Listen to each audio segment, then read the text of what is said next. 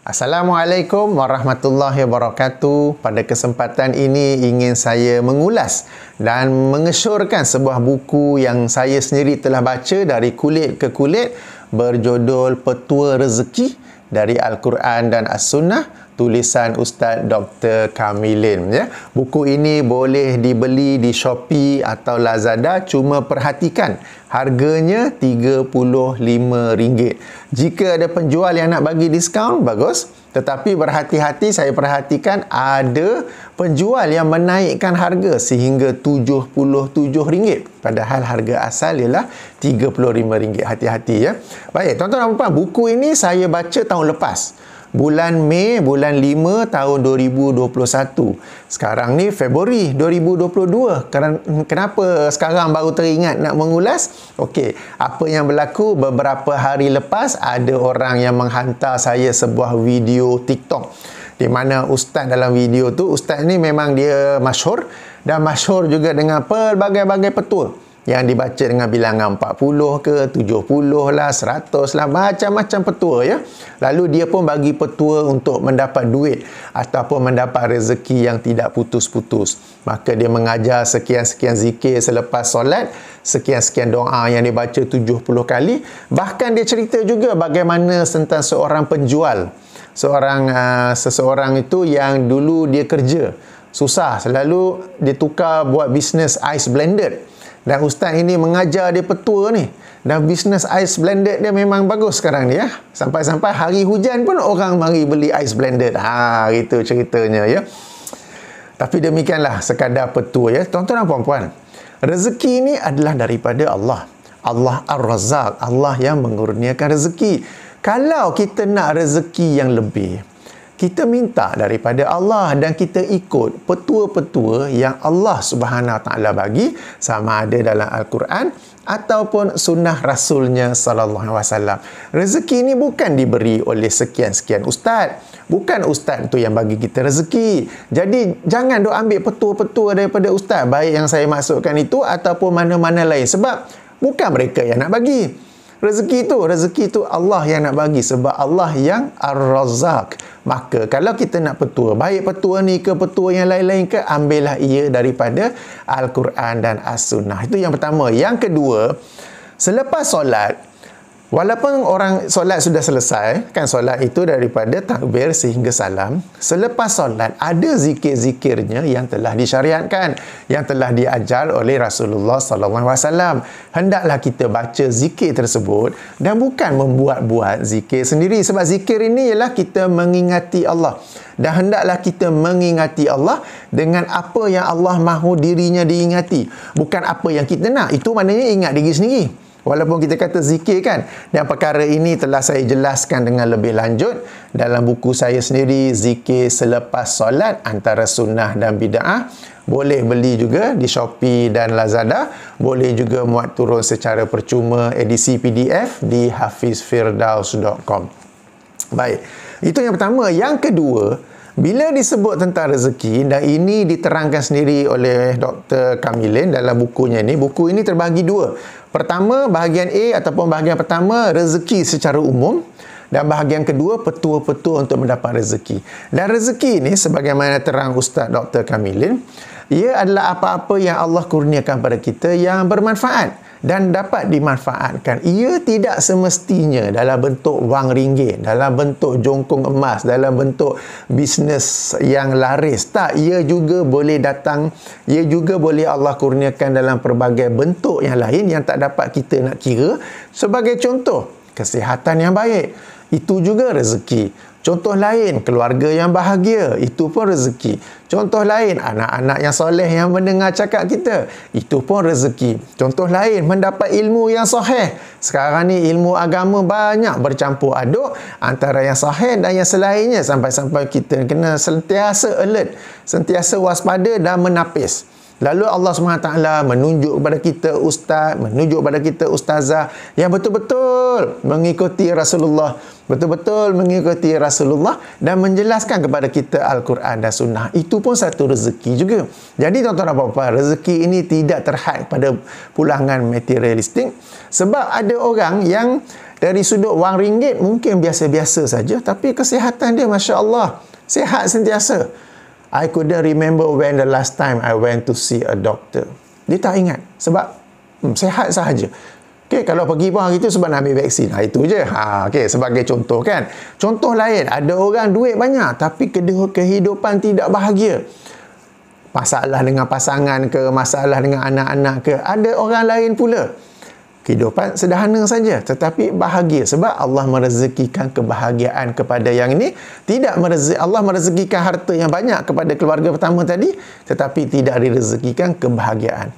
Keluarga kedua, Allah rezekikan kepadanya kebahagiaan. Tetapi boleh-boleh saja kepada sesuatu keluarga, sesebuah keluarga itu Allah kurniakan dia rezeki kebendaan materialistik yang lebih, duit ringgit, harta dan juga kebahagiaan ya. Jadi macam-macam lain rezeki ini boleh datang dalam macam-macam bentuk daripada Allah Subhanahu Wa Taala. Cuma yang penting jangan hadkannya, jangan bataskannya kepada wang ringgit saja. Sebagai contoh ya, salah satu petua dalam buku ini untuk mendapat rezeki ialah banyak bersedekah. Lalu seseorang tu mungkin berfikir, aku ni banyak sedekah tapi tak nampak pula pun bisnes bertambah maju. Tak ada pula pun. Sebab dia fikir rezeki tu dari sudut wang ringgit. Dia terlupa yang selama ni dia sihat. Itu rezeki juga tu. Dia tak terfikir selama ni anak-anak dia semua pun baik-baik. Kalau kita kata teenager ke apa, macam-macam cabaran kan. Yang ini cabarannya sangat minimum. Itu rezeki juga tu. Dia tak terfikir. Dia fikir aku banyak bersedekah tapi bisnes aku tak pun bertambah maju. Sebab dia fikir dari sudut profit and loss. Okay, padahal Allah mengurniakan dia rezeki dalam bentuk yang lain. Ya. Jadi tuan-tuan dan puan-puan, ini sesuatu yang perlu diperhatikan tentang rezeki. Baik, itu bahagian pertama.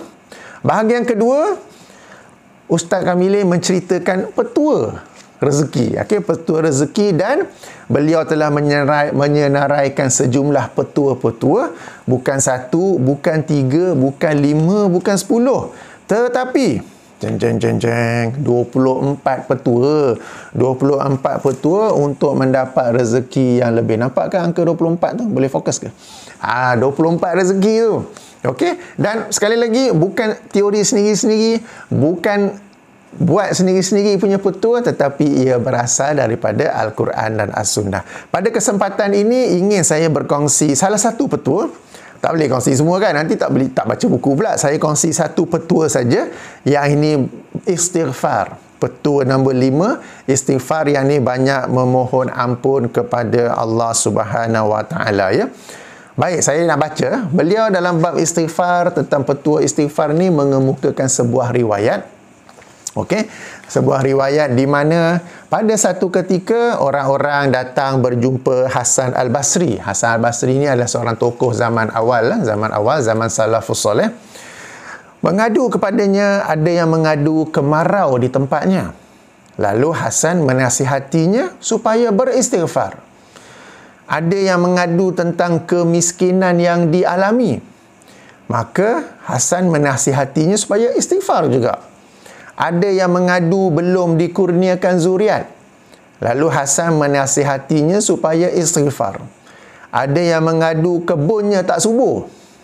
Lalu Hasan menasihatinya supaya istighfar. Maka sahabat Hasan yang ada bersamanya ketika itu, bernama Al-Rabi' bin Syubaih, bertanya kepadanya, mengapa semua kes yang diadukan kepadamu, kamu menyuruh mereka semua untuk istighfar? Hasan menjawab, aku tidak menasihati mereka dengan pandanganku. Tu dia, imam besar, syekh besar Hasan Al-Basri ni, biografi dia Google pun boleh. Dia begitu famous, nak Google saja pun boleh ya. Tapi dia pun tak bagi pandangannya sendiri. Sebaliknya, adalah pandangan ataupun saranan daripada Allah Subhanahu Wa Taala berdasarkan ayat dalam surah Nuh. Surah Nuh, surah nombor 71, ayat 10, 11, 12 ya. Ayo sama-sama kita baca. A'udzubillahi minasyaitonirrajim. Faqultu astaghfiru rabbakum innahu kana ghaffara. Maka berkatalah Nabi Nuh kepada kaumnya ya, beristighfarlah kepada Tuhan kamu, sesungguhnya Allah Maha Pengampun. Ayat ke-11, yursilis samaa alaikum midrara. Kalau kita beristighfar dengan ikhlas, dengan sungguh-sungguh, Allah akan menghantarkan hujan yang mencurah-curah kepada kamu. Wa yumdidkum bi amwalin wa banina wa yaj'al lakum jannatin wa ja'al lakum anhara. Dan Allah akan memberi kepada kalian dengan harta benda yang banyak, ke anak pinak, dan akan mengadakan bagi kalian kebun-kebun tanaman serta mengadakan bagi kalian sungai-sungai yang mengalir dalam kebun tersebut.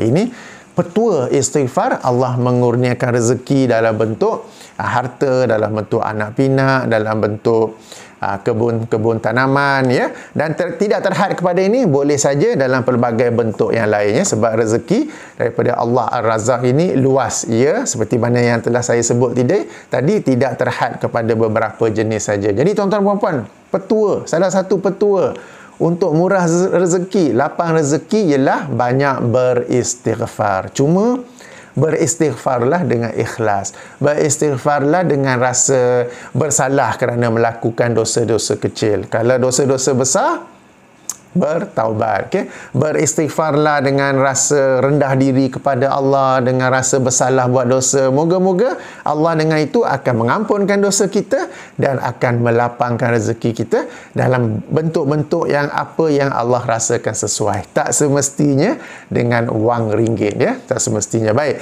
itu satu petua. Ada 24 petua.